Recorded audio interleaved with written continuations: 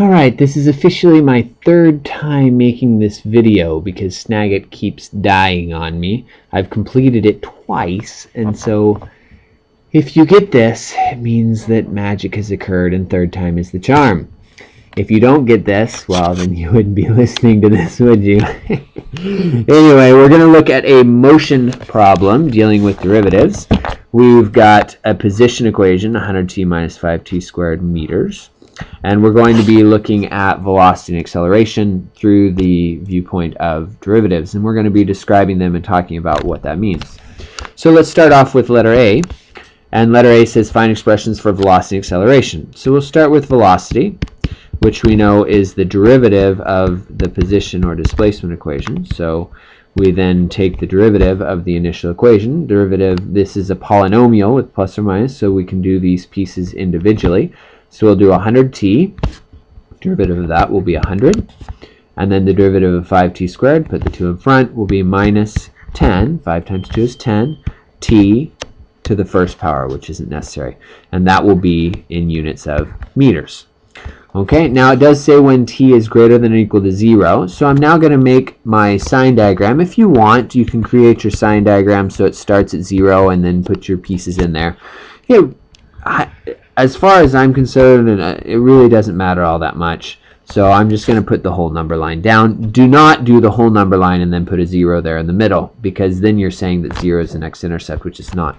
Remember, when you do a sign diagram, we're looking for x-intercepts and we're looking for vertical asymptotes. Those are the places where the sign can change. So what we're going to do is we're going to find the x-intercepts first. We're going to set the function equal to 0. We're going to make y 0, so minus 10t. We're going to solve by adding 10t, so we'll have 10t equals 100. Divide by 10, you get t equals 10. So at t equals 10, you've got an x-intercept. So now we just need to test a point. The easiest thing to do would be to put 0 in. Again, remember this is a sign diagram for the derivative graph, which is v of x. Okay, so therefore we're going to just put in a letter, and I guess I shouldn't use x there, I should use t. So there we go. We'll put in a number 0, and I get 100 minus 10 times 0, which is 0. So it's 100, which is positive. So everything to the left is positive. It should alternate because t is just a single root.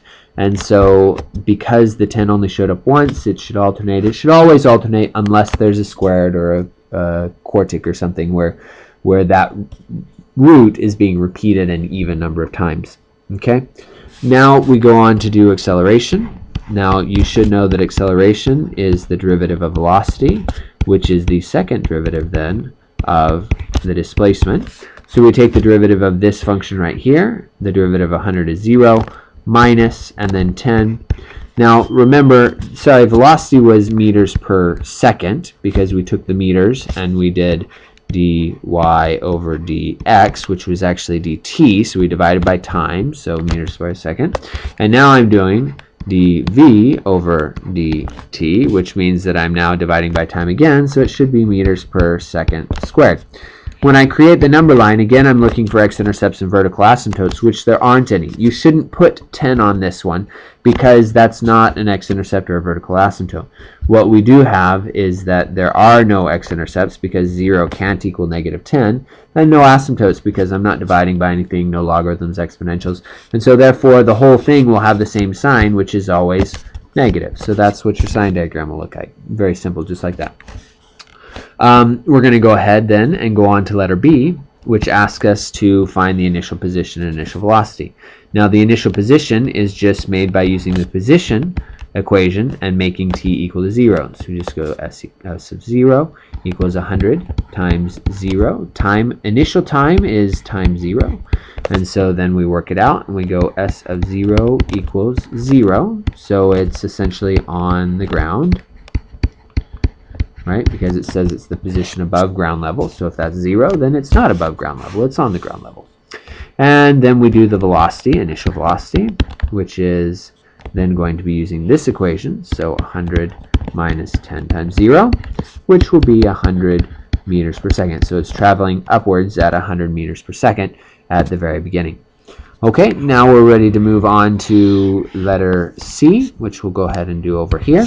So letter C is describe the stone's motion at t equals 12 seconds. So let's do t equals 12. So I need to do all 3 pieces, so S of 12, and so I'll go 100 times 12 minus 5 times 12 squared, and I work that out, and you get 480, which the units are meters.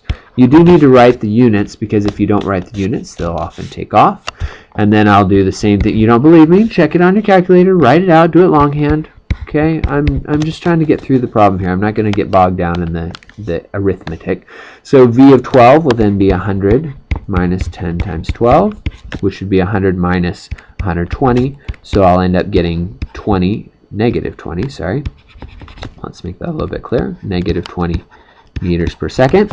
And then the acceleration, of course, was the same everywhere because it wasn't affected by time. It's just always negative 10 meters per second squared.